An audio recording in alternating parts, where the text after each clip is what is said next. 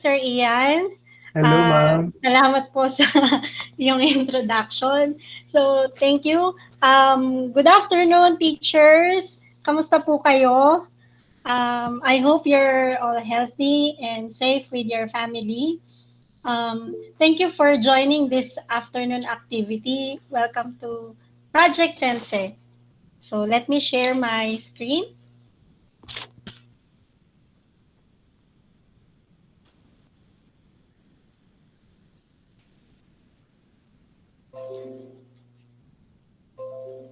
Okay.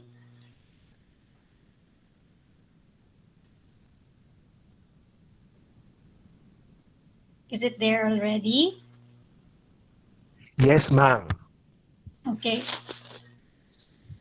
So, Project Sensei, developing higher order thinking skills or HOTS of grade 7 learners utilizing home-based activities. So, welcome po lahat ng mga best practices natin dito. We can share our best practices too with our teachers joining this afternoon. So, first, let's have a design challenge. So, kanina, sinabi ko po na at least we prepare two sheets of paper and of any kind, kung ano po yung meron sa malapit sa atin. Um, and this is the challenge. So, it's design challenge. I want you to design your own cellphone holder. Lalagyan po ng cellphone. O dapat hindi matutumba ang cellphone. Kailangan natin yan sa remote learning to communicate. Bawal masira. So, design your own cellphone holder. I will give you 2 minutes and I will wait for your product. So, tingnan po natin ano yung magiging output natin after 2 minutes. So, using the sheets of paper, okay, gagawa po kayo ng cellphone holder. So, bahala po kung kayo, kung ano po yung design ninyo. So, I will give you time at least 2 minutes po. And later, we will turn on our video and then show your product para makita po natin kung ano po yung na-design ninyo. So, yeah. Sir Ian, 2 minutes po sila. All right. So, timer starts now.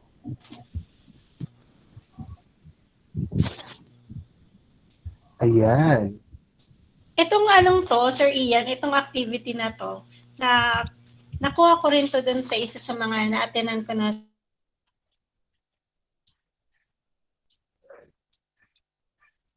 All right. Hello, ma'am?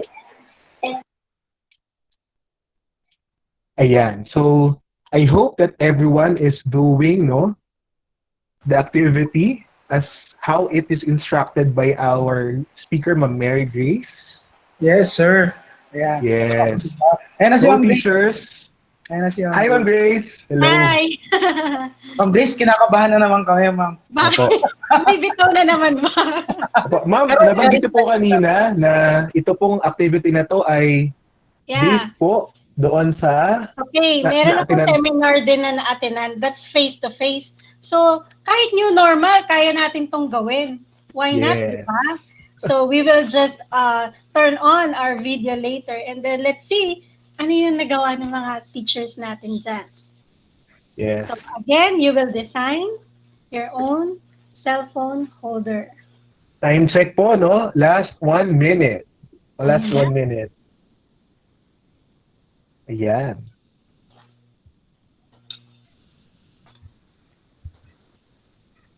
Then afterwards, Ma'am Grace, mag-on po sila ng video to show their work po. Yes, to show their work.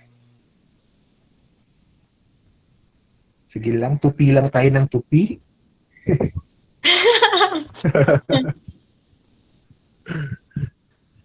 Good afternoon sa ating 28 participants.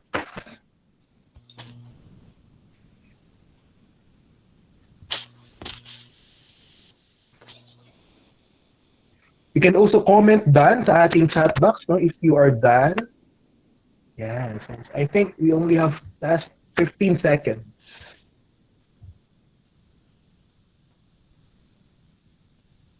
10, 9, 8, 7, 6, 5, 4, 3, 2, and 1.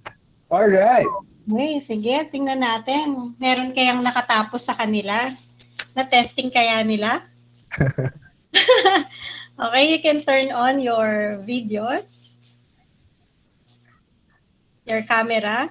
You can turn on your camera and show us your output. Mukhang busy-busy pa rin sila, Oo, sir. mukhang nagtutupi pa sila, Ma'am Mary Grace. Okay, sige. We will check on that later so we can proceed. Yes, ma'am. Ayan, okay, sige. So, so that's our design challenge. We'll check on that later again. So, I have here 3 words. Inquiry, investigations, experimentation. What is these 3 words? So, in science, students demonstrate and communicate evidentiary thinking. Okay? In 3 ways. These are the 3 ways our students can demonstrate and communicate evidentiary thinking. And the first one is inquiry. In inquiry, simply asking questions. Okay? Inquiry. The next one is investigations. This is conducting examinations and research. And the third one is experimentation.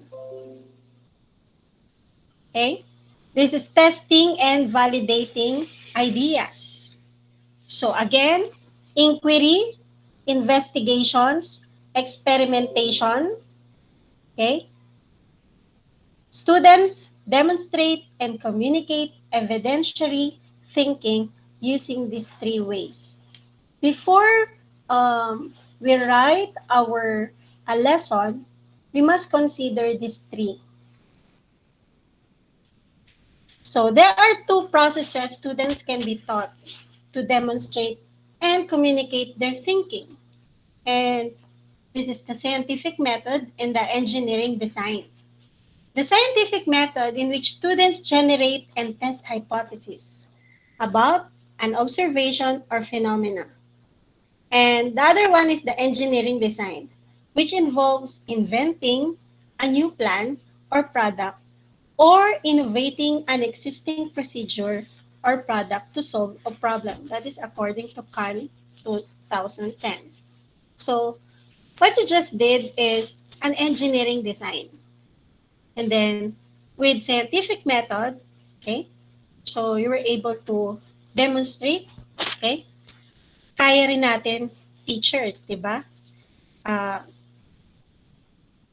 let me present to you a song. I'm using this in my class, the Sistemang Harana. In face-to-face, I used to sing this in front of my class. So the suggested tune here is the Harana by Parokya ni Edgar. You can present this in your activity sheet. Okay? You can include this. And afterwards, they can create something on this. Okay? So let's sing this. Okay? Ewan ko lang kung okay yung boses ko, pero maganda na masubukan natin. The Sistemang Harana. Are you familiar with this song? Meron po bang mga familiar na sa kanila dyan? Meron po tayo dito, ma'am, sa comment section. Masaya pong kantahin ang Sistemang Harana. Yes! That's why I included this. Kasi isa to sa mga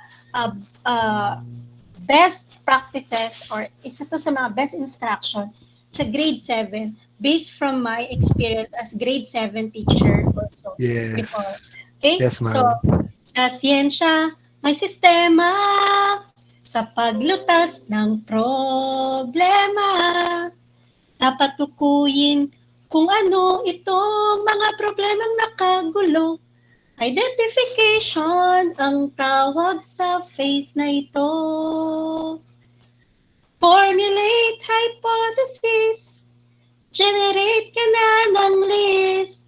Sunod-sunod, subukin, i-testing, observing at sa bawat trial nito, tingnan mo ang epekto.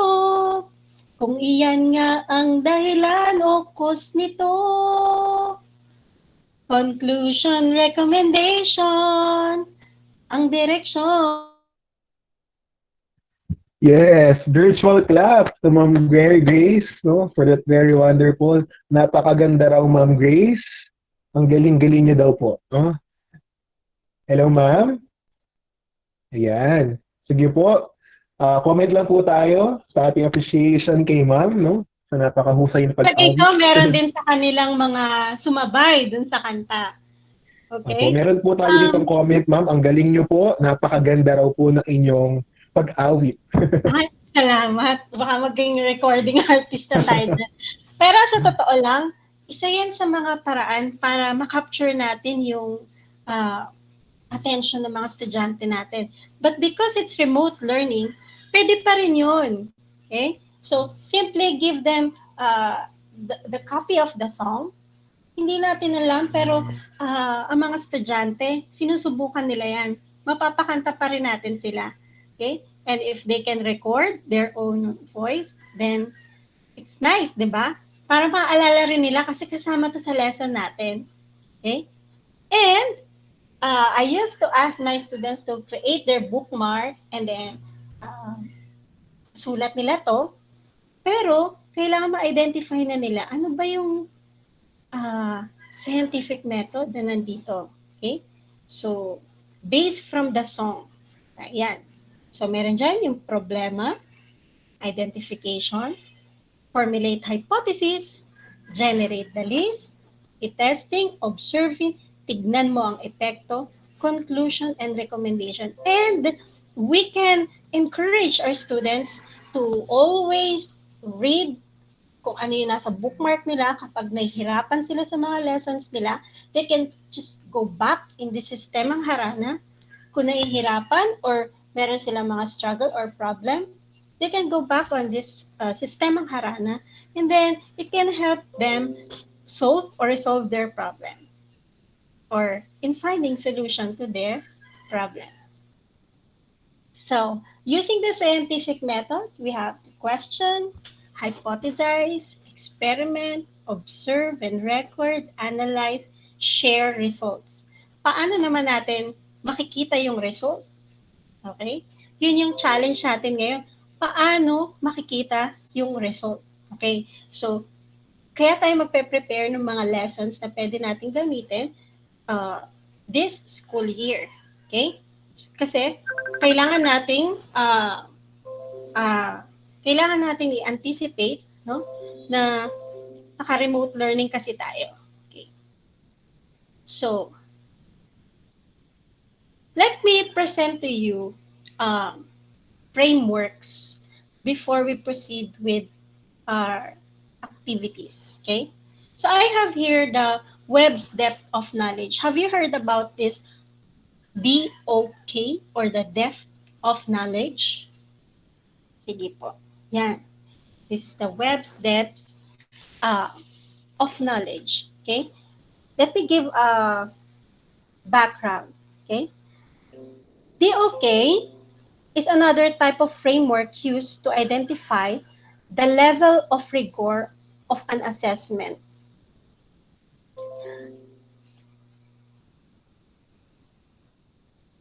In 1997, Dr. Norman Webb developed the DOK.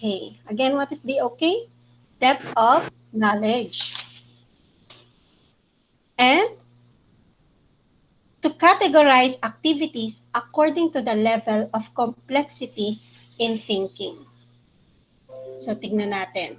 So, we have level 1, level 2, level 3, and level 4. But what is the difference between difference of the following levels? From depth of knowledge 1, this part is the recall and reproduction. You may use for DOK, number 1, the following questions. We have the who, what, where, when. Okay? Basic question. And then, that is for you to recall. Pwede natin itong gamitin, lalo na sa elicit part. Okay? And then, we have the second one, the basic application of skills and concepts. Okay? How did it happen? Why did it happen? Kanina, di ba, I asked you to design your own cell phone holder. That's uh, what, and then, how did it happen? Okay? Paano nyo pa yung nagawa? How does it work? And then the other one is strategic thinking. So, how can you use it? Why can you use it? Okay? Hindi lang tayo basta pe-present ng student sa atin yung output niya. Kailangan, nade-defend niya sa atin para rin malaman yung authenticity nun. Paano niya yung nagawa? Okay? Ano yung basis niya? Bakit niya yung nagawa? Okay? Para saan yun? What is the effect? And then we have the extended thinking. What is the impact? What is the influence? Okay? What is the relationship? What if? What would happen? What could happen? What do you think, feel, and believe? So, this level of complexity in thinking refers to the level of understanding required to answer a question or perform an activity. The concept is most often applied to the thinking that the students do during assessment and other standards-driven evaluation. Essentially, designates how deeply students must know, understand, and be aware of what they are learning in order to attain and explain answers, outcomes, results, and solutions. So, ano ba yung halaga ng pinag-aaralan nila? Bakit ba nila pag-aaralan yon?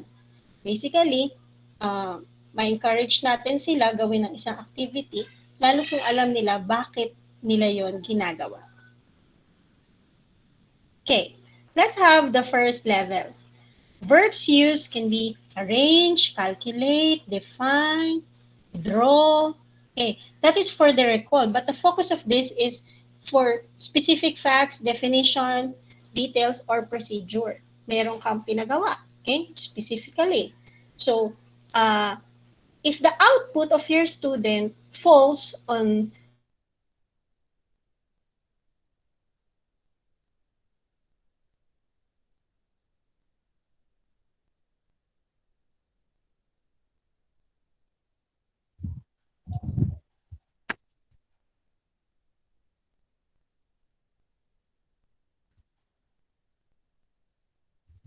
at level 2. Level 2, okay, of our DOK level. So we have the verbs that you may use for the skill or concept. These are categorize, cause effect, classify, compare, distinguish, estimate, graph, interpret, modify, predict, relate, show, summarize. So what's the focus of this? Applying skills and concepts. Yan. Explaining how or why. So face-to-face, ang ginagawa kasi natin, no, most of the time, may question yung teacher. Okay? But then, after you ask them question, syempre may mga magtataas ng kamay. Okay?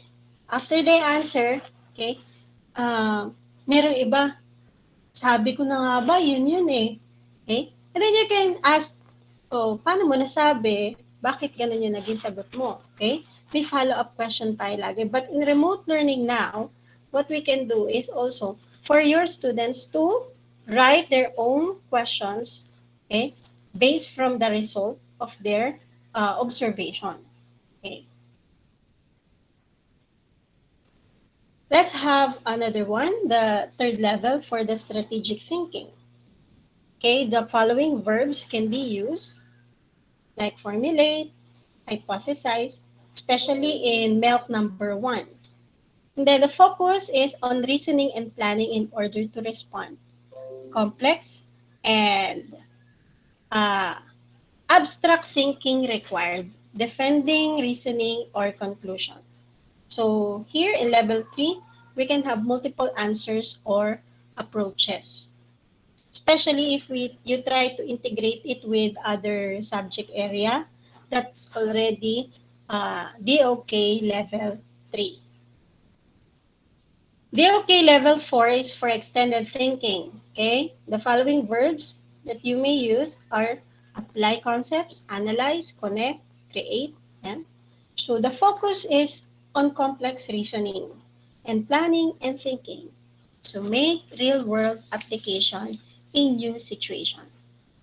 So note has multiple answers or approaches. Yan, minsan kasi ang mga sagot ng bata isa lang, kaya matipid minsan, minsan naman medyo masyadong marami. Yan po. So we can also allot a space from our activity sheet wherein they can also write their observation and reflection about the activity. So this is another model of the DOK. If you will notice, the center is to describe, explain, and interpret. Okay? To describe, interpret, recall. Ito po yung gagamitin. Level 1. Describe, explain, interpret, skill or concept. Ipapagawa ka sa kanila, di ba? So that's level 2. And strategize sila of the thinking. Okay? Kasi based from the skill and concept na ginagawa nila, no? Pwedeng magkaroon ng mga revisions doon. Okay? How are they going to construct? Critique. Okay? And then level 4 is extended thinking. So, kanina, ano yung sinabi ko? Design. So, saan po yung nagpo-fall? Nandun tayo sa level 4, which is extended thinking because we are science teachers. So, now I have here the higher order thinking from Bloom's revised taxonomy. Can you see the picture? Because it's not showing in my screen. Same with us, ma'am. I think white lang po yung nasa screen. Okay, let me just fix it for a while.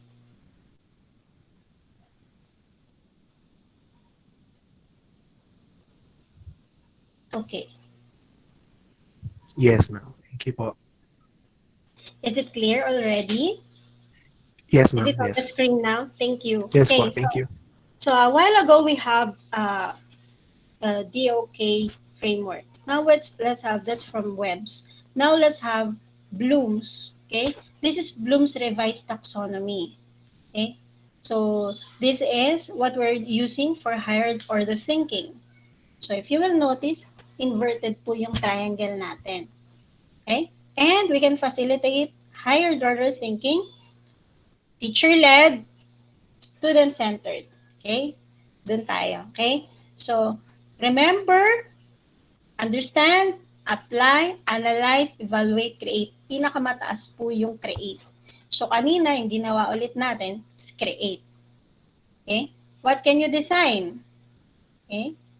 So, kanina, nag-design tayo nung ating cellphone holder. Okay? Or, how can you innovate? Marami ng cellphone holders, pero paano naiiba yung ginawa mo? Okay? Or, pwedeng gumawa ka rin ng sarili mong face mask. Paano naiiba, di ba? Can create. And then, after doing an activity of create, you can evaluate. Okay? So, what is the effect? What is the impact? Baka naman isang beses lang gagamitin, tatapon na hindi na pwede. So, we evaluate. Then you analyze. Okay? So, what does it infer? Okay? Why does it work? So, marami po yung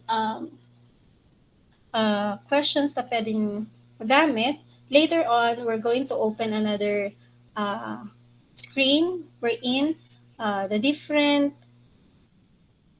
question stems, okay, and potential activities and products. Yeah, I'll be sharing it with you. So,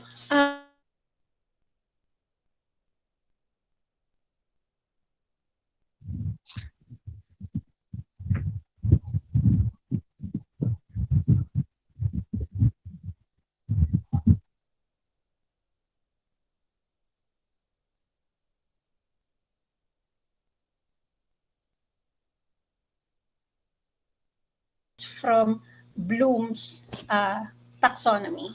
So Bloom's taxonomy was created by Benjamin Bloom in 1956, published as a kind of classification of learning outcomes and objectives that have, in the more than half century, since been used for everything from framing digital tasks and evaluating apps to writing questions and assessments. Okay? So, bakit kailangan natin to? Di ba gumagawa tayo ng module, gumagawa tayo ng mga uh, activity sheets. Okay? Ano yung mga pwede nating gamitin, okay? Based from the framework of Benjamin Bloom. The original sequence of cognitive skills was knowledge comprehension, application, analysis, synthesis, and evaluation. Yun po yung kay Benjamin Bloom. The framework was revised 2001 by Lauren Anderson, okay, and David Krathworth, okay, yielding the revised Bloom's taxonomy. Ito na po yun.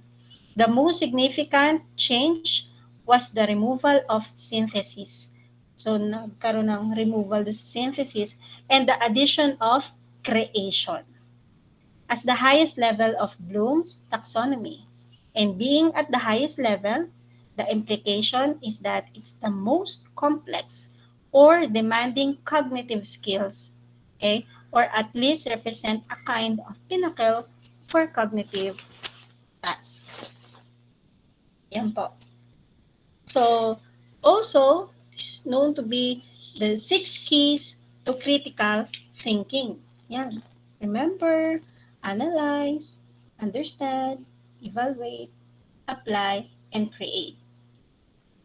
So, before we have a comparison between Webb's and Bloom's taxonomy or the framework, let me present to you the following question stems that can help you as well. Okay, so I will change my screen po.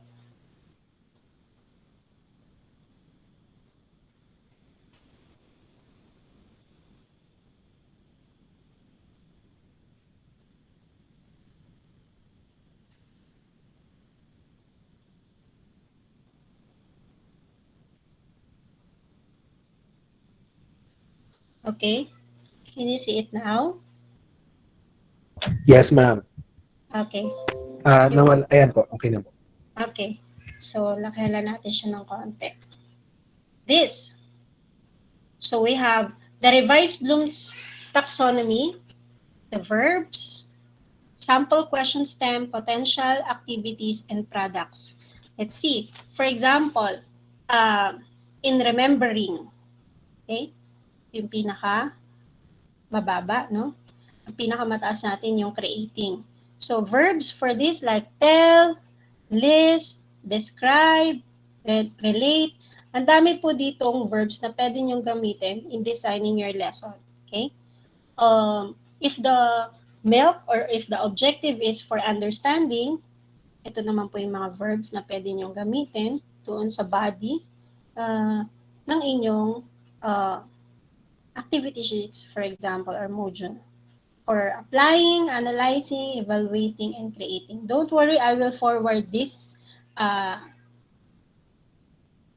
sa ating mga organizers para po maibigay sa inyo. Okay, why am I presenting this? Ito po, ginagamit ko siya, usually, lagi po ito nakalagay doon sa aking lesson plan. Yung mismong cover ng lesson plan, nandun po ito lagi. Kasi when I prepare my plan, I always consider this revised Bloom's taxonomy.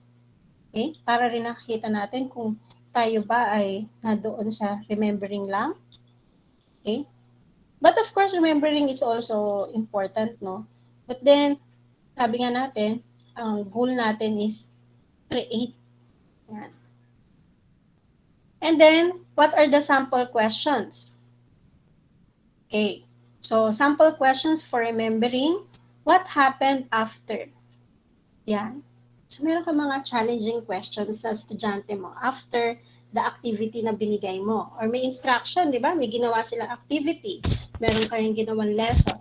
So, these question stems can be used, okay, by you teachers in preparing your plan. Okay. Example of activities or potential activities and products. Okay. For remembering, make a list of the main events. Make a timeline of events. So, tingnan niyo po kung saan yung applicable para doon sa lesson ninyo. Sabi pa dito, list all the blank in the story. O, di ba? Mali mo, gumawa ka po ng story. Make a chart showing. Yan. So, that's only for remembering. Let's look for understanding. Cut out or draw pictures to show a particular event. O, di ba? Dati, meron tayo yung magka-cut out sila ng mga nutritional facts. Yan, naalala ko yan sa grade 7, yung mga nutritional facts na yan. Meron pa estudyante, sasabihin niya, ma'am, pwede ba i-print na lang? Wow, print. Sige ko wala kang makita, baka bumili ka pa para lang meron kang makat. So, pwede rin naman mag-draw. Okay? Make a cartoon strip showing the sequence of events. Write and perform a play based on the story. Retell the story in your words. So, kapag may mga activities, usually, like experimentation nila or kung ano man yung activity nila, pinapalagyan ko po yun ng steps na paano nila yun ginawa. Okay? So, or kung may computation man, kung sakali, paano nila yun na-compute? How did they arrive on the in their answer? Okay? Applying, construct a model to demonstrate how it will work. That's for applying. Make a diorama. Make a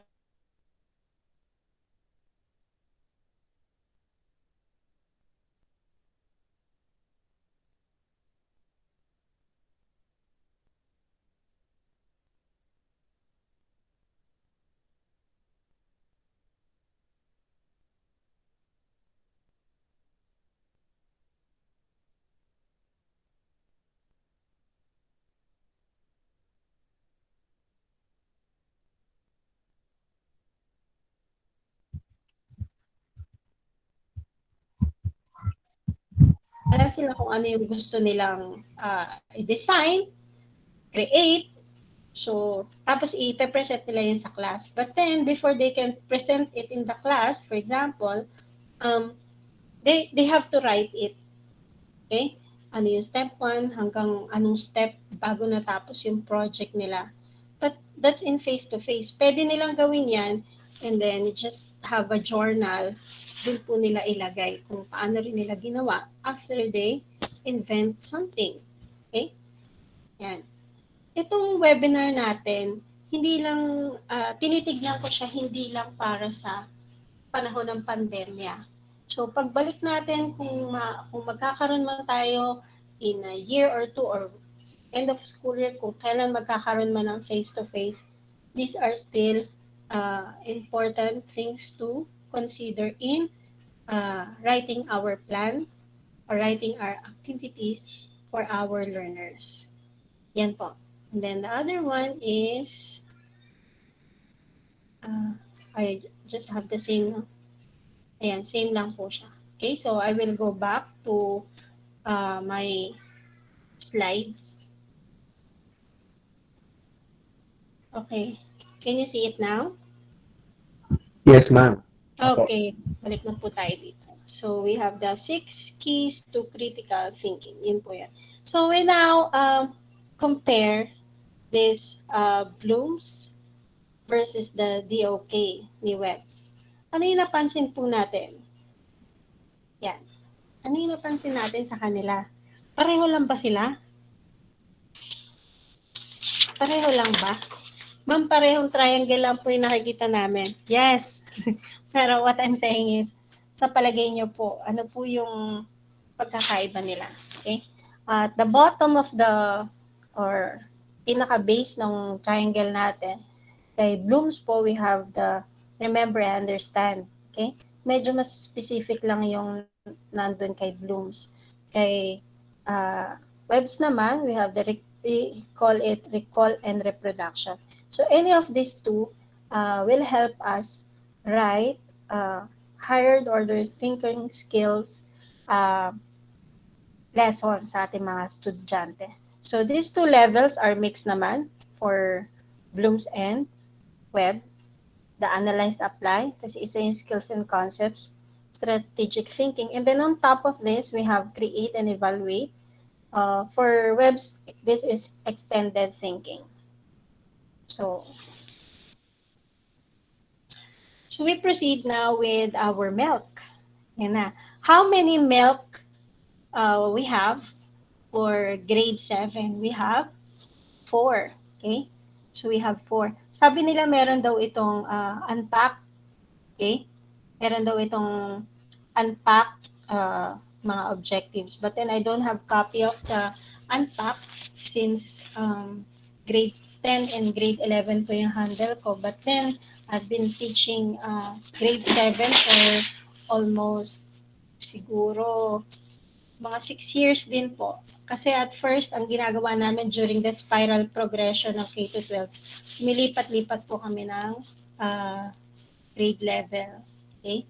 That's why nadaanan ko rin po yung mga lessons na to. So, describe the components of a scientific investigation. Describe. Okay. Let's look on the performance standard. The learners should be able to perform in groups. Ma'am, paano yan? Remote learning tayo. Paano magiging groupings ito? Okay, sige, mamaya. Tingnan natin yan.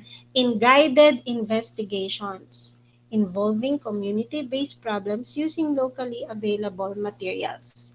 Okay. Next, content standard. The learners demonstrate understanding of scientific ways of acquiring knowledge and solving problems. Remember, in any scientific inquiry, tintanda natin, to add to a body of knowledge palagi. It will help them explain, predict, and control events of interest in the domain. So, paano natin to ituturo? I have a few suggestions here. Okay. Ang sabi kasi una dito, di ba? The learners demonstrate understanding of scientific ways of acquiring knowledge and solving problems. Pero meron din po dito nakalagay na in groups, in guided investigations. Kailangan matukoy nyo po ano ang gagamitin nyong level of inquiry. We have 4 levels of inquiry na binanggit natin kahapon. No? So, kayo ba ay magbibigay ng instruction? Guided questions pa yan? Tingnan natin yung levels of inquiry na pwede ninyong i-apply. For guided, learners are provided with only the research question. Question lang yung provided ninyo. And their task is to design the procedure or the method. So, nasa estudyante na kung anong procedure or method yung gagawin niya para magawa niya yung task mo. Pero given na yung research question or yung question mo. Okay? And to test the question and the resulting explanation. If you will choose confirmation level of inquiry in preparing your activity, learners are provided with questions and procedure. Kanina sa guided, ang pinrovide nyo po is yung research question. Okay? For confirmation, you provided questions and procedure. Or simply yung method, paano nila yan gagawin. Where the results are known in advance and confirmation of the results is the object of inquiry. Meron ka ng result. So, ang kailangan lang nila is interpret nila yon. So, for confirmation kasi level of inquiry. Ma'am, bakit mo kami tinatanong kung ano yung dyan sa 4 yung gagamitin natin? Because you know better your learners. Yung mga papasok sa ating mga estudyante, at least paano, may idea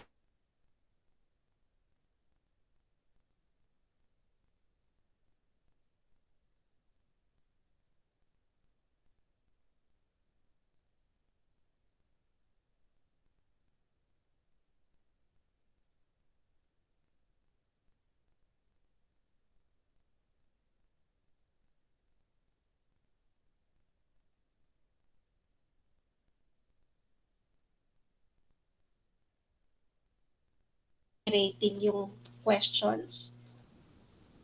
For structured, learners are provided with a question and procedure or yung method. However, their task is to generate an explanation that is supported by the evidence collected in the procedure. So, it is in the procedure also.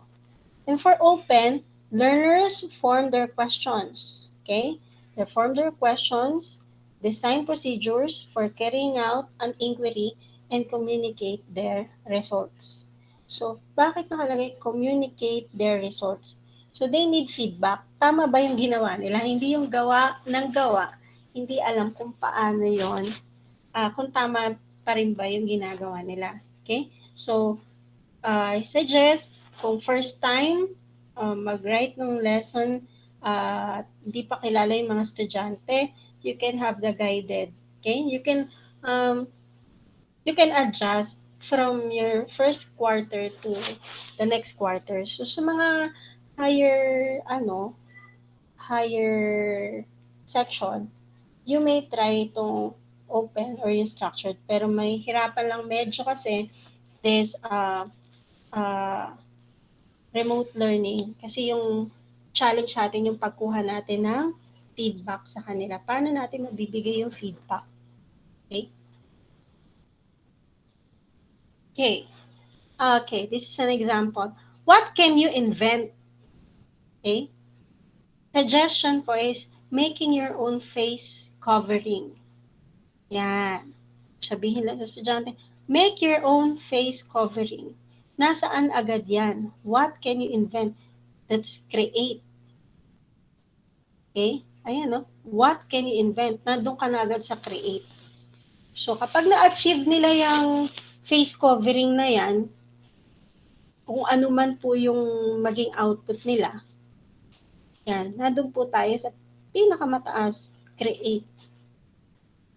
What is the result? Tatanong niya sila, ano yung result niyan? That's how you evaluate. So, napili natin, no? Yung question na, what is the result? Based from your instruction, make your own face covering. Okay? The next question is, what is the result? Ma'am, hindi pa namin nakita nasaan yung face covering na nagawa nila. It's okay. Hindi natin pwedeng i-rush, lalo sa ganitong panahon. Okay? Basta, make sure na meron silang output bago they take the summative assessment. Next, analyze. Why is it used? Bakit ba nila kasi ginawa yun? Okay? Bakit ba nila ginawa yung face covering na yun? Kasi yun ang sinabi ng teacher. Sa palagay nyo, nung ginagawa ng estudyante, yun yung nasa isip niya? Okay. Paano namin malalaman na yung estudyante talaga ang gumawa? Okay. Pasulat nyo sa kanila yung step by step paano nila yun ginawa. Okay? Or pwede ding i-document ang kanilang na ating learning partners o yung kanilang parents or guardian, tinodocument paano niya yung ginagawa yung task na yun. Kung walang camera or walang anything na digital device na pwede i-capture yun, o di magdodrawing siya. Okay? Scientific sketching ang tawag natin doon. Next, may isa pang question, no? How is it used? Okay? How is it used? So, nandun ka na sa apply. Ayan, no? So, lahat ng mga questions na to, nandoon sa model natin ng revised Bloom's taxonomy. So, how did you make it? Yun na yung tanong. Para malaman nyo if they understand. Okay? How did you make it? Okay? Then, how can you use it? Who invent it? Yun eh. Naalala nyo ba? Okay? That's when you remember. So, yun po, ito po yung isa sa mga suggested ko na output sa mga estudyante. Kasi remember yung MELC natin, most essential learning competencies. So, kailangan magkaroon tayo ng essential product or essential output. So, bakit ba natin ginawa? We tested how well people recalled the below key steps for safety wearing of mask covering. Okay? This is very timely. Okay? Tingnan natin kung naalala ba nila mga to. Face mask covering should cover your mouth, nose, and chin. Kasi di ba pag nag-design sila, pwede ba naman yung design nila yung ilong lang ang natatakpan. Ayan. Paano natin malalaman na maganda yung nagawa nilang face mask? Sabi, face mask covering should cover your mouth, nose, and chin. You can also write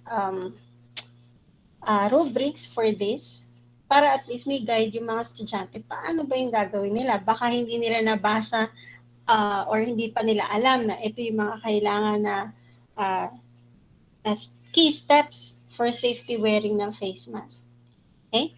Next, avoid touching the front after you put it on. Take it off by the ears. So, baka naman yung sa harap lang yung meron. So, kailangan meron din para sa ears nila. Because, okay, bukod doon, sabi nga, avoid touching the front after you put it on. So, doon nila yung tatanggalin. Then, wash your hands before and after using it. And if using a covering, wash it regularly with other laundry. So, ano po yung pwedeng material na gamitin nila dyan? Pwede yung mga used clothes na ayaw na nilang isuot. Okay? Kung ano yung available na meron sa kanila. Just to design, no? For face mask or covering ang gagawin nila. You can still improve this if you have other ideas. Sabi, how to wear a face mask. So we have 5 steps here.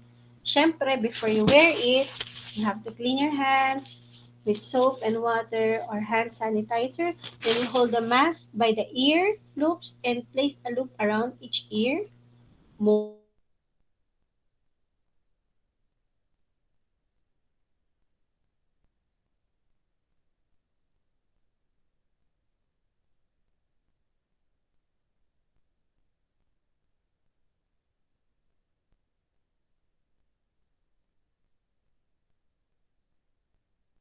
Then so, naisip niya, natawa kasi nilagyan niya nilagyan niya yun ng parang, yung sa fastener, pero yung covered naman, yung painted yung fastener. Pinahi niya doon sa loob. Tapos nagulat ako the next day na meron na yung sa ilong. So, tingnan natin kung yung mga ma-develop na design ng mga students natin magkaroon ng ganon. Okay? Next, pull the bottom of the mask over your mouth and chin. Tingnan natin kung yung magagawa ba nilang face mask is naka-cover from hanggang dun sa chin nila, no? Okay? Over the mouth, yung dun sa nose, yan. So, avoid touching the front of the mask when wearing. Pwede sila mag-selfie, tapos, yun yung output nila. Kung ulitin ko po, kung wala silang digital devices para ma-capture, pwede po silang mag-draw. Marami silang oras sa bahay. So, they can design, draw, anong output nila. And then, makikita lang natin ano yung output nila based dun sa steps kung paano natin sila in-instruct. Okay, wala na naman. Let's make just fix forward.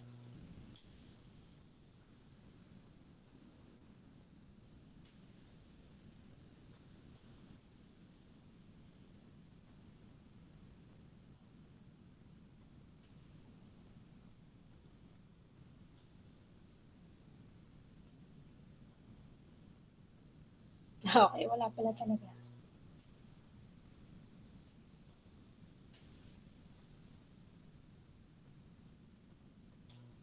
Wait lang po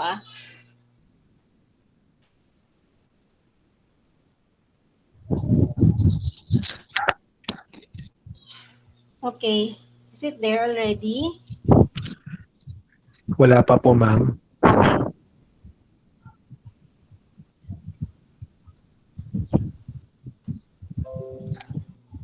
Yes.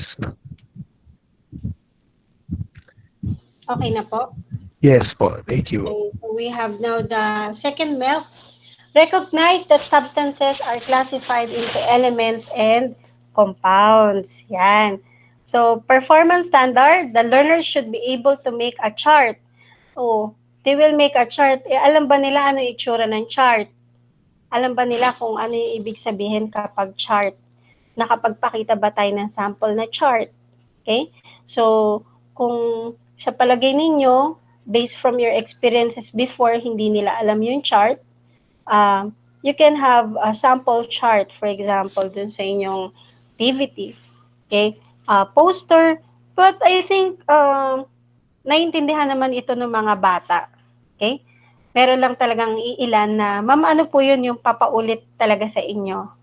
Ano po yung chart? Ano po yung poster? Okay? Multimedia presentation of common elements showing their names, symbols, and uses. Okay, nakalagay ito, multimedia presentation. But what if wala nga silang mga gadget? Ano ang gagawin nila? Okay, mamaya may sample tayo. Okay, the learners demonstrate understanding of classifying substances as elements or compounds. So, tandaan natin, yung milk natin is to recognize, okay? Recognize substances as elements and compounds. So, yung ma-differentiate lang nila yon, pasok na po tayo dun sa milk 2. But of course, as output, kailangan ma-demonstrate sa inyo ng estudyante yung kanyang understanding about that. How? By simply classifying substances or as elements and compounds given ninyo. Okay? So, kailangan ba nila ng periodic table? Yes, kailangan ng estudyante ng periodic table. We introduce to them the periodic table of elements. Yan. This is my extended periodic table. Okay? Ang lagi ko pong pinapagawa sa mga estudyante ko, grade 7, is gagawa kami ng extended periodic table. Okay, paano po yun? Yung folder, kahit use folder, ginugupit po nila yon, and then gagawa sila. Ang makikita ko lang doon is yung symbols, tapos pag grade 7 nga, symbols and name lang ang nandoon. Kasi yun lang yung covered muna sa kanila. So, meron na silang periodic table, bakit gagawa pa sila ng bago? Yes, gagawa pa rin sila kasi ito pong ginagawa ko na extended periodic table nila hanggang grade 10 nila. Yun po yung periodic table nila. Kasi multipurpose din po ito. Kita mo na yung blocks. Yan. So, ginagawa ko po dyan, tinutupi-tupi yan. Okay? Pwede ng mga indigenous material nang gamitin din nila. Merong gumawa sa karton, meron isa, pinrint niya. So, depende kasi sa estudyante kung anong materials meron din siya sa bahay. Okay? So, pwede kayong makagawa ng blank nito. Meron din mga downloadable nito. Okay? Na pwede nilang ilagay or kagayahin nila. Kasi habang sinusulat po nila yung mga symbols, tsaka yung name, nandun na po agad yun sa remembering nila. At malaki po kasi rin yung magagawa nung time nila na sinusulat talaga nila yung symbols, binabasa nila, kino-compare nila doon sa mismo periodic table na nabibili. Okay? Yan. And they will appreciate yung kanilang gawa pag natapos din ito. Tapos, kailangan itatabi nila kasi sa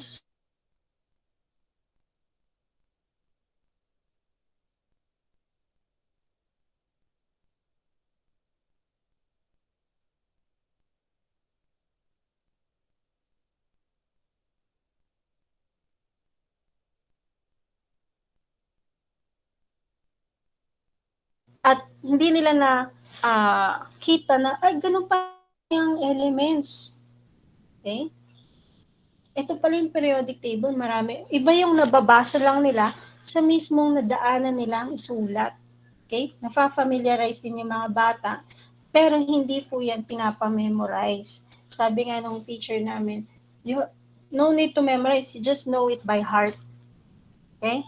Know it by heart. Tsaka sa yearly nila na nag-aaral ng matter or ng chemistry, paulit-ulit nababanggit yung mga elements.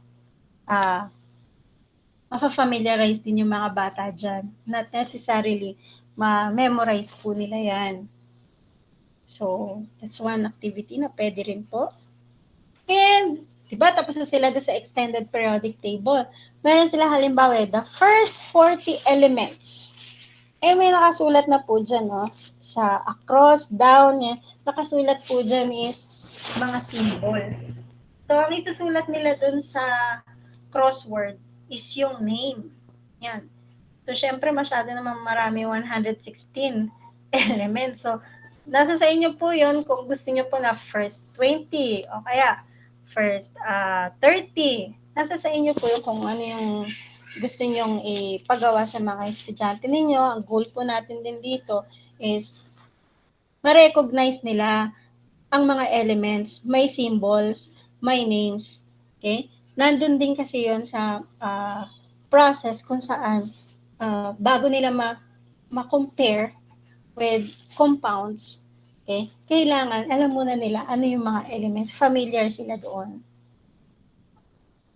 And yung masayang ginagawa natin yung symbol bingo, yung simbo. Okay? Pero hindi tayo makakapag-simbo ngayon kasi nga remote learning. Pero makakagawa pa rin sila ng symbol bingo card. Kahit hindi printed, pwede rin sila lang mismo ang magde-design. Okay? Sabihin natin, create your own symbol card and choose the chemical symbol of elements that can be found at home and surroundings. Ma'am, di pa nila yung alam. Di natin malalaman. Doon sa likod ng nabibiling periodic table, nandun ang mga uses. Okay? Doon sa likod ng periodic table, nandun na yung mga uses. At nagbibigay rin ng references, syempre, no, para babasahin ng mga bata. Familiar sila, ito pala yung use ng element na to, meron kami nito sa bahay. Okay? At pwede rin sila magtanong sa kanilang parents. Ano ba element meron tayo dito sa bahay? Ano ba paano nyo ba malalaman na ito ay element? Ang mga grade 7, tinitignan talaga nila yung periodic table, binabasa nila. Minsan may lalapit na estudyante na, ma'am, iron po ba to? Ma'am, anong gamit nito? Nasa assignment niya yan, no? Yan, minsan magtatanong ang mga estudyante. But then, mag-explore po sila. Okay? Mag-explore sila. Doon lang sa kanilang bahay o sa kanilang surroundings. Ano ba yung, gustong-gusto ko doon yung nagsulat yung bata ng oxygen. Ma'am, yun yung hindi na nakikita pero may oxygen po, di ba ma'am? Ano siya. So, yan. So, bakit kailangan natin maggawa ng simbo or bingo card? Gaya nito. Yung kadalasang problem din ng estudyante, yung pagsulat ng kanilang symbols. Yung symbols, minsan susulat nila yan both capital letter. So, mali na agad yun. Okay? So, kailangan makapagbigay agad ng feedback doon. Ma'am, kailan naman namin makukuha yung isasubmit ng bata? Okay. So, pagkakuhan po ninyo yun, handle nyo pa naman siya. Basta ang mga output nila, as much as possible, bago mag-summative, sana makapagbigay na tayo ng feedback. Yun po. Ayan. Tapos, meron din sa kanila, yung iba, meron nagre-research na. Okay? Na may idea na sila. Meron mga may libro, may kapatid na dati nang nag-aral ng high school, mga college na ngayon. So, tutulungan din po sila nun to identify what are the materials containing or what are the elements contained in different materials.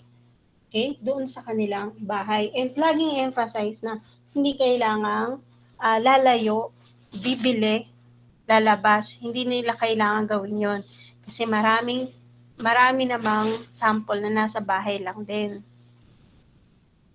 Okay. Isa pa po na activity dyan is yung paghanap nila ng mga nutritional facts. Ito po yung naging activity, I think nasa module din to, no? Nung naghanap yung mga estudyante, siyempre karamihan sa kanila noon, wala silang dala. Nag-recess sila. So, yung food packaging nila, dala-dala nila sa classroom. Okay? So, sa bahay, di ba meron mga pinamili. So, pwede naman po yun, yung mga pinagbalutan nun, o kaya kahit hindi pa naman nagagamit, pwede naman nilang tignan. Okay? So, hindi na nila kailangan pumunta ng mga grocery para magtingin ng nutrition facts or mga food packaging nito. So, itong mga estudyante, sabi ko, sulat ninyo ano yung content ng food na meron, ano ang content ng product na may food packaging kayo. Okay. Meron dyan, may dala sila mga more than 3, more than 5. Then they exchange. Ganun ang ginagawa before. So, ikot lang. May dala ka lang na isa, and then ikot lang yung sample. No? Then, sinusulat lang nila ano yung nandoon. Since remote learning tayo, ano yung pwedeng gawin? Kung may online ka,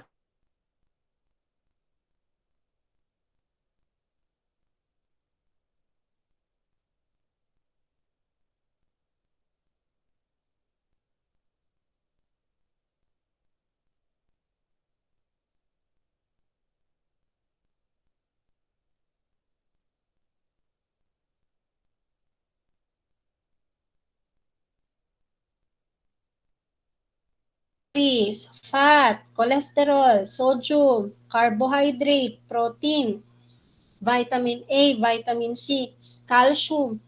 Tapos, ang ginawa ng mga estudyante, tinignan nila yung periodic table. Sabi nila, ma'am, wala naman dito yung calories. Oo nga, ma'am. Wala rin dito yung cholesterol. Wala rin po dito yung carbohydrate. Okay, so ano ibig sabihin nun kung wala dyan sa periodic table of elements natin? Ano kaya yung mga yan? Elements din kaya yan? So, ayun, no? Pwede nating maituro sa mga bata na ang list ng elements natin, makikita nila sa periodic table of elements. But there are substances that are not listed in the periodic table because it is not considered as element but could be a compound. Okay? Ayan. Bakit may mga symbols dito? Yan. Bukod dun sa ma-identify nila yung name na nandoon yung mga elements sa periodic table. Okay? Kapag sinulat mo yung oxygen, for example, no? Pwede mo rin isulat siya ng O2. Kasi, kasi may mga makikita silang text sa libro. Ito po yung dahilan naman ito. May mga makikita silang text sa libro na bakit yung O is, yung oxygen, meron ako nakabasa na O lang. Meron ako nakita na O2. Ma'am, element pa rin ba yun? Yun yung tanong ng estudyante. So, anong symbol ng oxygen? Ma'am, O. Okay. Ngayon, may kasama pa ba siya dyan? Ma'am, 2. Ano ibig sabihin ng 2? Ma'am, may dalawang oxygen. So, element pa rin ba yun? Element pa rin yun. Okay? Isa pa, sabi, paano malalaman, ma'am, kung element ba to? Yung Na, dalawa pong letra yan. Okay? Pero, yung pangalawang letra niya, maliit lang. Okay? Ibig sabihin, yung malaking N tsaka maliit na A, okay? Pinagsama mo yung symbol na Na na yan, para lang yan sa isang element. Okay? Kaya minsan, meron ding chance na kapag sa exam, titignan ng bata yung capital letters. Yan. Titignan po natin ito susunod. Yan. H2O. Ma'am, alam ko yan. Water. Okay. Pero, yung ma-identify nila yan na hindi element, yan ay isa ng compound. Bakit? Kasi combination na, no? Two or more elements kasi tayo, no? To form a compound. So, tingnan natin to. Isang capital A, saka meron din siyang capital O. So, ibig sabihin, kinumbine yung dalawang elements. Ito na ngayon ang kanyang chemical formula. Makapag-present din tayo ng formula. Hindi natin tinuturo kung paano gumawa ng formula, pero given this text sa kanila na possible na may nababasa sila at pwede nilang maging means din yun para ma-compare kung ano ba ang isang element sa isang compound. Ito, yung salt. So, yung mga basic na compounds na makikita natin sa bahay din, yung mga given natin. Sodium, tsaka chlorine. So, we have the sodium chloride. So, ilang elements na nakita nyo dyan? Okay. So, dalawa, ma'am. Yan. Ito naman po, anong nakita nyo dyan? Sige nga. Ano po yan sa palagay ninyo? Blue dots. Ano po yan? So, you can also represent an element. Ito ay pure substance, no? Pero isa lang. Okay? One kind lang siya. Pag sinabi na, for example, gold, kahit na cut mo yung gold, gold pa rin yun. Kahit na liit-liitin mo yun, okay? Pulverize mo yun, i-melt mo yung gold pa rin yun. So, in a sense na, ano yung representation nun? Ito, tingnan nyo. Isa lang yung kulay niya. Okay? Pwede rin kayong mag-draw. Ay ma'am, black and white lang naman yung module. O di, isang shape lang, isang uri lang ng shape. Pwede na. Yan. So, that's an element. Isa lang characteristic. Isa lang. Okay? O, eto. Ano naman yan? Element pa rin ba yan? O compound? Ilang kulay ba nakikita nyo? Isa o dalawa? Yung shape niya, magkapareho ba? Isa o dalawa? Ma'am, dalawa yung nakita pero isa lang ang kulay. So, still, it's an element. Okay, dito. Dalawang shapes na, no? Kahit maging colored yan, ma-identify mo na magkaiba yung shape niya, no? Isa triangular, isa naman ay circle, no? So, pag pinagsama po yan, syempre, magkaiba sila. So, it's a compound. Okay? Element, another element, when you combine it, it's a compound. Yan. Yung mga binibigay ko po, yung representation, di ba? Kanina meron yung name, symbols, okay? And then yung mga design na pwede ninyong gamitin din. O ito, ano naman ito? Element ba to o compound? Element ba to o compound? Tatlo na yung kulay niya. O, tapos yung shape niya, may isang maliit, isang maliit, may malaki, may triangular na malaki. Kasi yan, two or more elements held together, yun po, or combined together, yun po yung compound. So,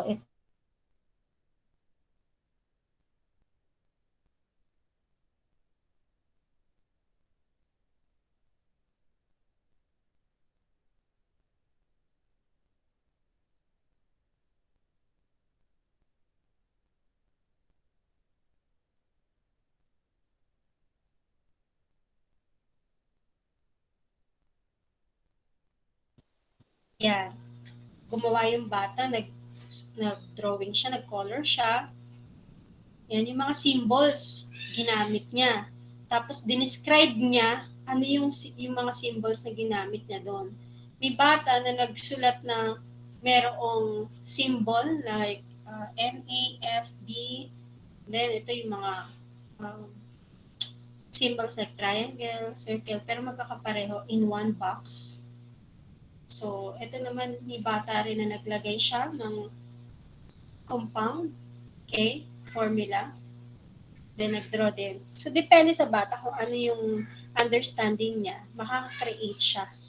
Okay? Mga charts, mga posters. Yan po. Yan.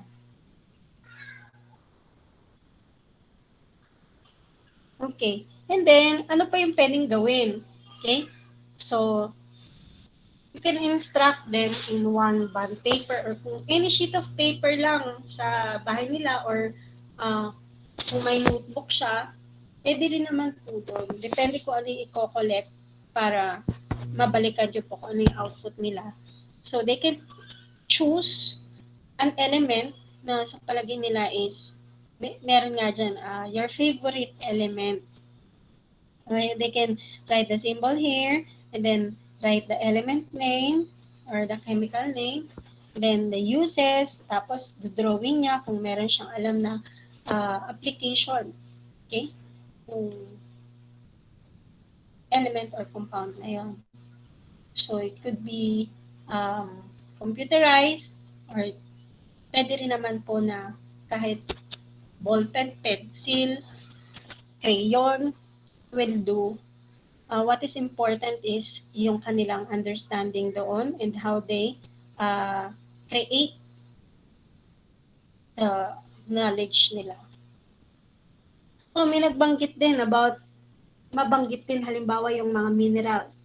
Meron din nga dyan yung macro and micro minerals. Okay?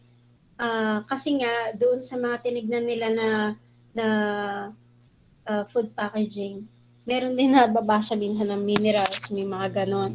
So, minerals are elements or compounds that occur naturally in the Earth's crust. So, pwede ka maglagay ng mga note doon sa baba ng module nila or na activity sheet kasi possible na meron silang nababasa or ang sample na nilagay nila is nakakategorize sa mga minerals. But not really to give emphasis na buong sheet nandun. Parang ano lang siya, trivia.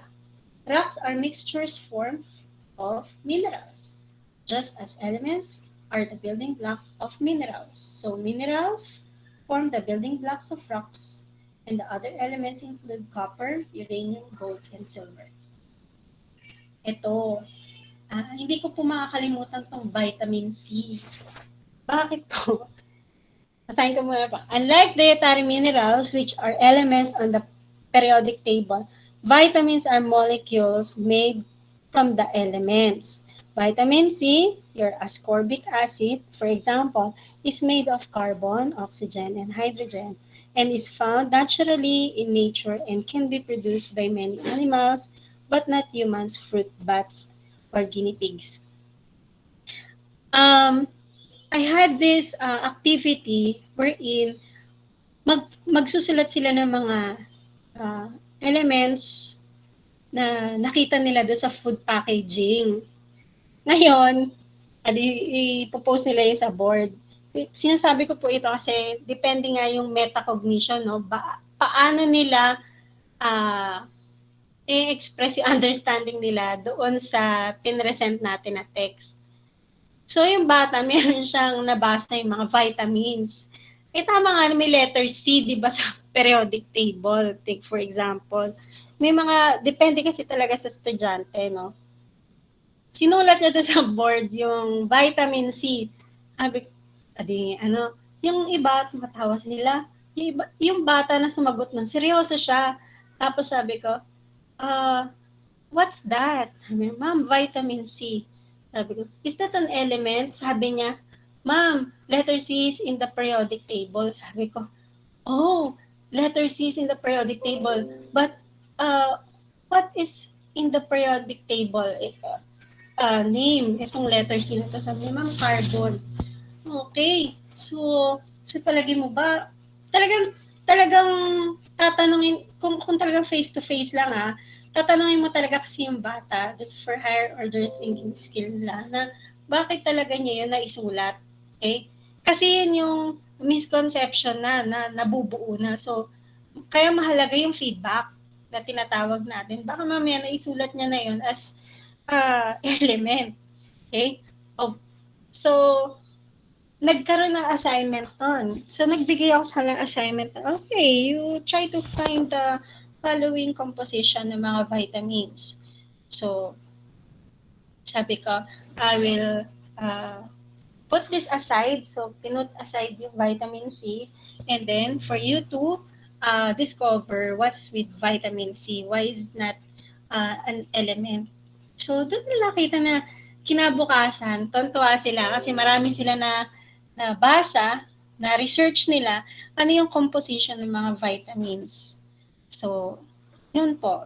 So, i-anticipate natin yung hindi natin nakikita yung mga estudyante ko, ano yung pinabasa nila na nire-represent nung idea na gusto nating concept na gusto nating ituro sa kanila.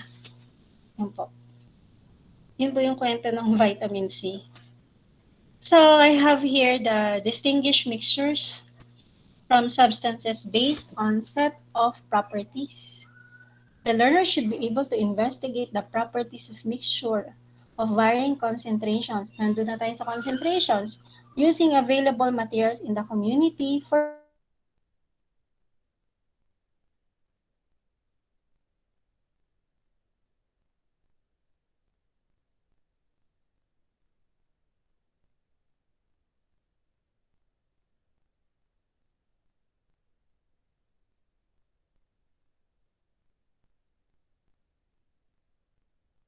them from mixtures. Papasok na yung mixtures. Tapos ka na dun sa elements and compound.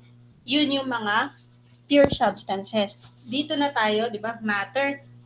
Meron kang pure substances. Tapos mo na yung elements and compounds. Nandito na tayo sa mixtures. Okay? So, kanina may representation tayo, no? Kanina, magkadikit yung mga symbols na to. Okay, ngayon magkakalayo sila. Pansin niyo po ba? Makakalayo sila. Tapos, iba yung kulay nito. Yan. Tapos, iba rin yung kulay at size nito. Eh, man, paano yun? Ano, black and white lang. Okay lang yun. Basta magkaiba sila ng shape or yung size will do. Tapos, magkakahiwalay sila. Hindi sila magkasama, di ba? Yan. So, we have mixtures and solution. Tingnan natin example dito. Sabi, a mixture is two or more substances mixed together. Ay, ganun ba yun? Eh, pareho sila ng solution. Di ba? Two or more substances mixed together. Oh, satisfy niyo yung mixture and solution. Okay, but, tingnan natin to. The substances can be easily separated for mixtures, and for solutions, substances cannot be easily separated. Okay?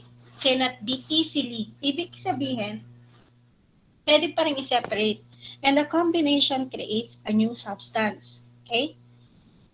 Each substances keeps its original shape. Hindi nababago yung shape. Okay. You can separate the substances based on their original physical properties. And for solution, one substance dissolves into another. So, ano yung naisip nating mga example dito?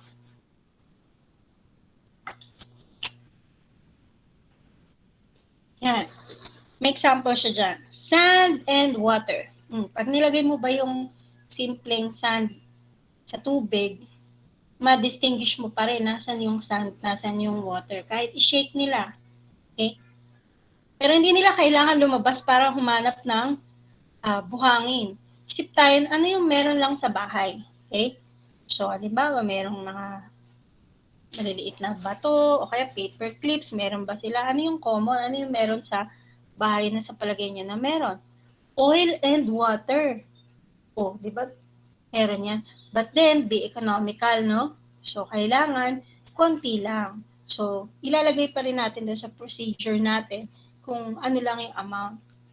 Kung wala sila doong measuring spoon, di 1 tablespoon will do. So, meron pa rin sinasabi kung gaano karami. Yung measurement kasi, importante rin po yun. Okay? Spaghetti and meatballs, gano'n, no? So, hindi na naman sila bibili nung gano'n para lang gawin yon. Okay? So, ano yung pinaka-basic na pwede? Yung oil and water. Ang mga bata, kahit alam na nila yung mangyayari, kapag ginagawa nila yon, as a form of experiment, nandun pa rin yung excitement nila. Just imagine kuha lang sila ng oil tsaka ng water. Marami lalagay na ba namin? Though alam na nila ano yung mangyayari, but still, they are very excited to conduct the experiment. Okay? Because science is really fun and nakikita nila yung importance nun sa buhay nila. Okay? So, pag ginawa po nila yon, dapat mag-set tayo, ano yung container. Pwede na po yung mga PET bottles, bote, plastic bottles, kaya nito, or kung meron yung maliit lang. So, doon po nila ilalagay. Tapos may amount lang din ng tubig. Diba, meron sila yung pag nagsasaing, yung bigas, diba? O, 1 cup of water. Okay na po yun. Okay? So, next. Pag nag-conduct sila ng experiment, kailangan ipa-draw natin, pa-describe sa kanila, so yung observation, my drawing, and then after that, they can create their essential question. Yung mga estudyante mismo, pwede silang gumawa ng sarili nilang tanong, and then, sila rin yung sasagot based dun sa experiment result nila. Yan. So, tapos may, after that, they can create their understanding of what is a mixture. Okay? How will you define mixture based on this activity? Next, solution. Sugar and water. Yan, talaga meron to sa bahay. Salt and water. Ulitin ko, hindi kailangan na sobrang dami. Okay?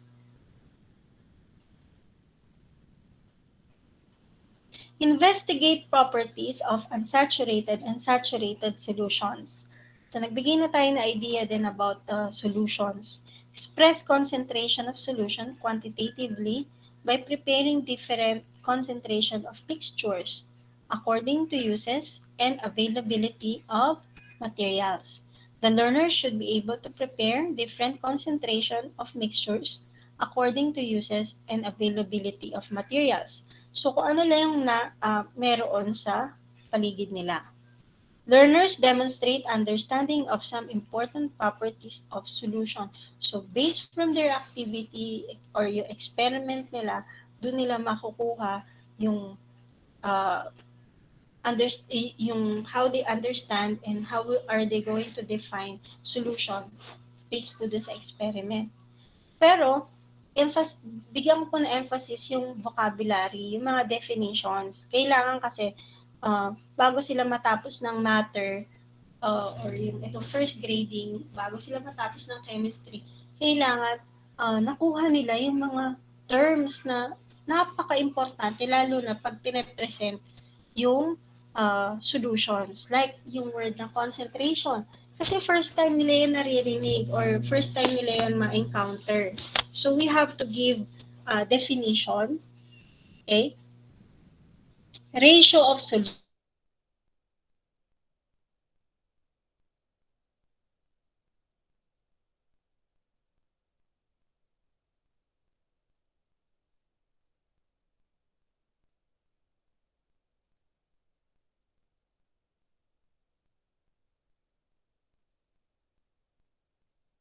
Yan. Paano naman yun nila gagawin? Doon sa una nilang activity, ang instruction, dilute. Okay? So, ibig sabihin, meron silang gagamitin.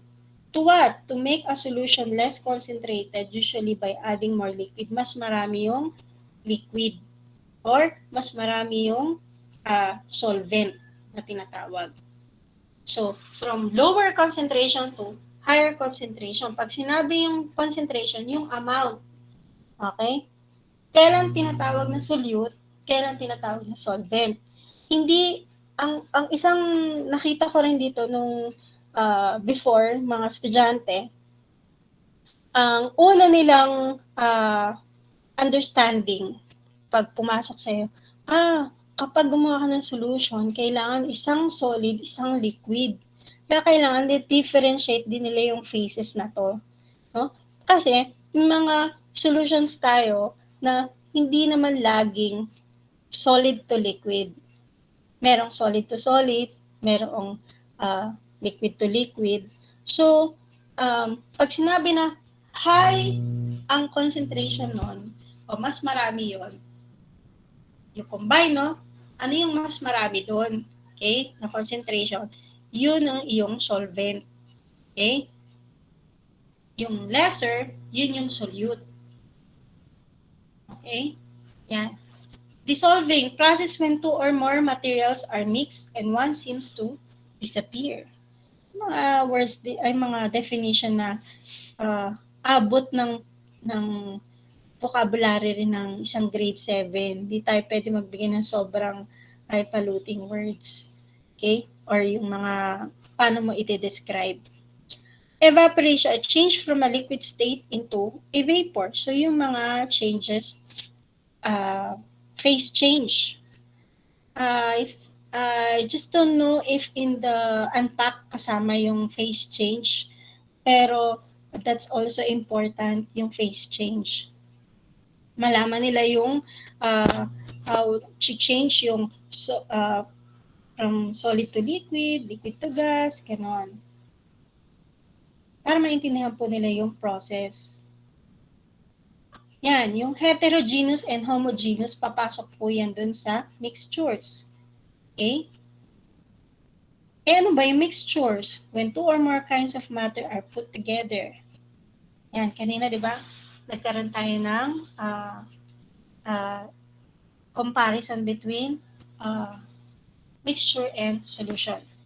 Saturation, solute, solution, solvent, volume. Ito po yung ilan sa mga vocabulary na kailangan bigyan natin ng justice doon sa ating presentation ng lesson. So, iisip po ng mga activity kung saan isasama po natin yung mga words na yan doon sa instruction.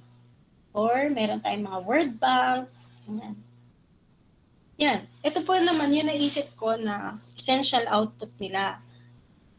Prepare a disinfecting solution. Okay? Or a cleaning solution. Kasi di ba, panahon ng pandemic, kailangan malinis yung paligid natin. But then, magagawa yung mga estudyante ng disinfecting solution nila. Yung basic lang ang bigay natin. Andyan si Zonrox, saka tubig, di ba? Okay? But then, kailangan meron pong step by step kung paano nila yon ikakandak. Okay? So, marami na rin pong available materials for this. But what I'm thinking is, makapag-prepare po sila ng essential product or output nila na magagamit din po nila. Okay? Eh, sa bahay nila, yan, makakatulong sa kanila. Yan po. Siyempre, kailangan, may mga estudyante rin, depende po kasi kung ano yung level of inquiry na ibibigay nyo po. Ibibigay nyo na po ba yung amount, kung gaano karami. Pero, kung ang ipapagamit nyo po is yung Zonrox talaga, kailangan magbigay po kayo ng amount. Pwede rin naman yung baking soda. Pwede rin po yun. Kasi mga panglinis lang naman ang surface. Okay. And pwede rin po kayong mag-ask sa mga estudyante na gagawa sila. Yan. So, gagawa po sila ng ganito. Chart po nila, no? So, makikita nyo po yung understanding nila kung nakuha ba nila na ito ay type of matter.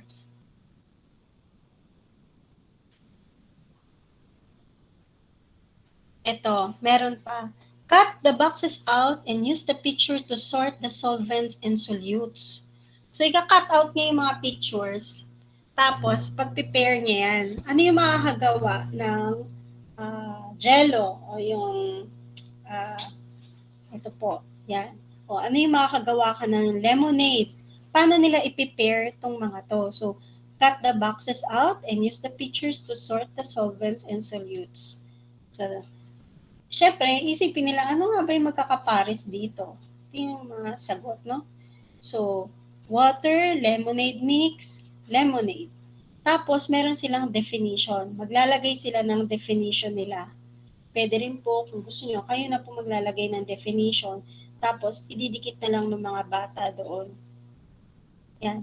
Iced tea, sugar, sweet tea. Pwede rin silang gumawa, halimbawa nitong gelatin. Yan. Pwede rin silang makagawa niyan. So, gamit pa rin natin yung framework natin kanina ng DOK. Yan. So, gamitin natin yung mga essential questions na dyan, yung mga STEM questions na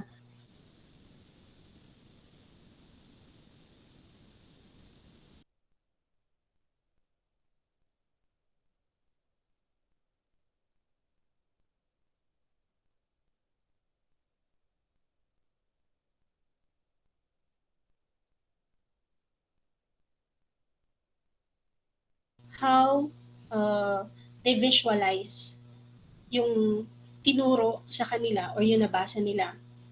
Kung sa simpleng face-to-face, nagpa-experiment ka, pinapadrawing mo yung setup. Okay? Minsan may mga batang magaling talaga sila mag-draw.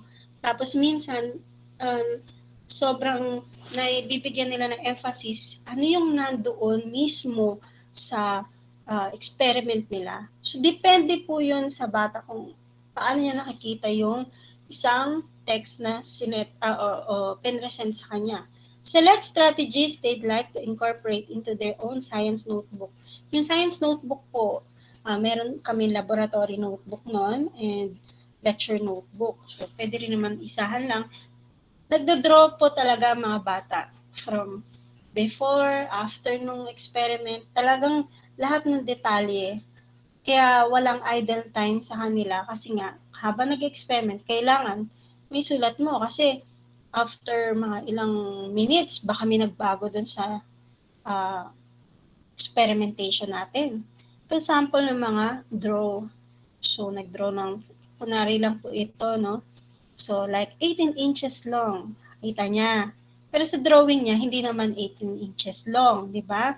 Kasi syempre, hindi naman kasya sa notebook nila yung 18 inches long. So, how they express yung understanding nila mula doon sa activity. Yan, mga observations. Kahit anong subject, pwede rin po itong gawin, no? Scientific sketching. Okay, why? Accurate. What makes a good scientific sketch? Accurate, big, colorful, detailed evidence. Napakarami na pong evidence ng learning nila na makukuha ninyo once you use scientific sketching.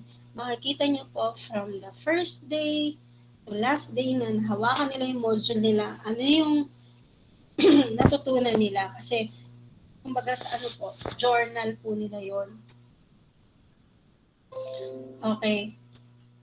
Bigay ko lang din po yung experience ko with regards with grade 7. Wherein, the title of this action research is Using Teacher-Improvised Laboratory Tools out of PET Bottles to Improve the Performance of Grade 7 Students at President Justado Macapagal High School. Second placer po ito doon sa action research. Sobrang nung problem po kasi na ng school is the laboratory materials. Just imagine, ngayon sa bahay, wala silang laboratory materials, di ba? Grade 7 may use PET bottles. But of course, may mga limitations po ito. Hindi nila pwede itong i-put into heat and they have to use it for just a school year or yung quarter lang na kailangan nila. Okay? So, this is recycling waste material in action. Nakakatulong pa po tayo sa ating environment kasi hindi basta itatapon ng mga plastic bottles. They can create food projects using these PET bottles. And of course, nandiyan pa rin yung localization and contextualization natin. Okay? Kahit naka-home base sila, ang mga output neto, sa bahay po yan ginawa ng bata. Okay? So, kung may mga toys din sila, gaya po nito, ulitin ko po, yung talk natin hindi lang para dun sa panahon ng pandemic, no? Kasi pwede pa rin natin ito magamit once nagkaroon tayo ng face-to-face. Okay?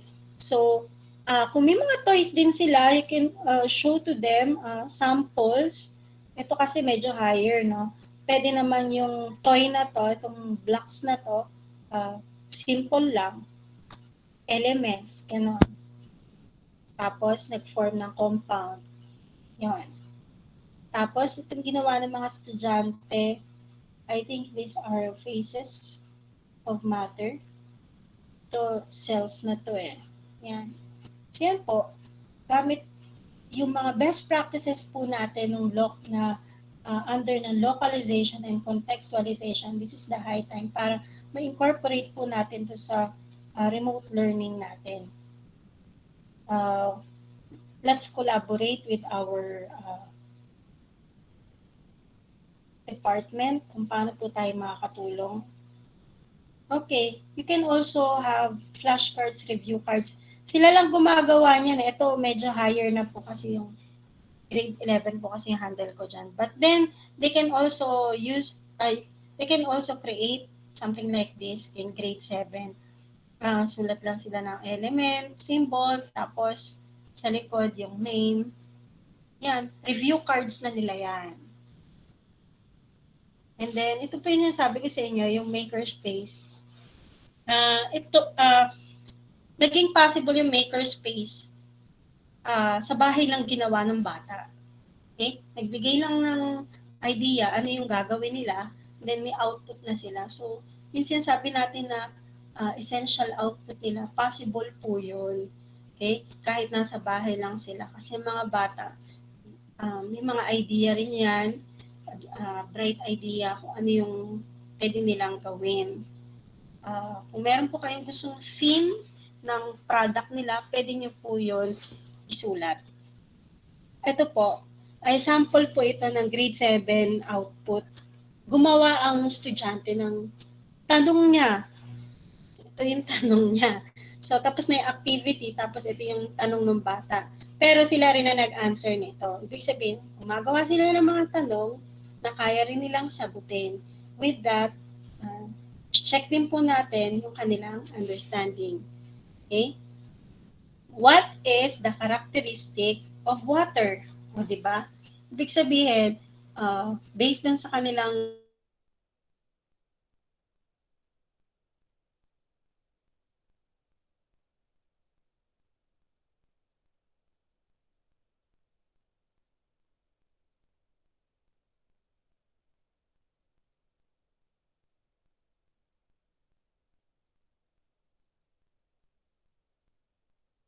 they can collaborate with their classmates. Okay? How to easy, sabi niya dito, how to easy dissolve medicine in water. Ganun po talaga eh. Accept natin na hindi pa ganun kagagaling compose ng sentence. So, pero naiintindihan natin, no? So, doon na papasok yung dissolving. Yan. Why easy dissolve medicine in water? Oh, di ba? Naisip niyo, why? Tingnan niyo po yung mga tanong nila. What, how, why? That's already. Okay?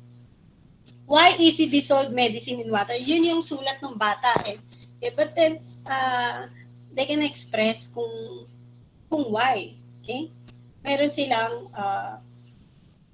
a basis. Okay? What is other called of solution? Ganun ulit yung pagkakakompose, no? So, types of solution na ito. Okay? Tapos meron pa siya, what is another call of solubility? See? Lumalabas yung mga bright ideas nila or yung lumalabas na yung understanding nila doon mismo sa activity na ginawa nila. After nila yun gawin, meron silang naiintindihan o natutunan tungkol doon sa activity. So, ang kailangan kasi nating makita, teachers, is ano yung thinking nila doon sa given activity. Hindi lang yung nasasagot nila yung tanong natin, pero nakapag-voice out din sila ng tanong nila na kaya rin nilang sagutin na possible itong mga tanong na to hindi kayang masagot ng iba or kaya na rin masagot ng iba. So, yun po. Ang mga estudyante Ako po, share ko lang, ganyan sila sa notebook nila, maggawa ng tanong. Minsan, meron pong parent na nagsabi na, pumunta sa school, "Ma'am, may napansin po kasi ako sa anak ko, ano po yun?" Tapos, pinakita niya yung notebook. Nakita niya yung mga tanong ng estudyante. Akala niya, ang mga tanong na yun ay gawa ko. At yung mga tanong kasi, syempre, alam niyo naman paano mag-compose ang mga grade 7. And then I explained to the parent na it's the work of your child. Was able to understand the lesson based from his question na sagot niya po ito. And as a result of the lesson, naging maganda rin yung output ng kanyang quiz, for example. Ganon. So, ganun po pala talaga siya pala yung gumawa nito.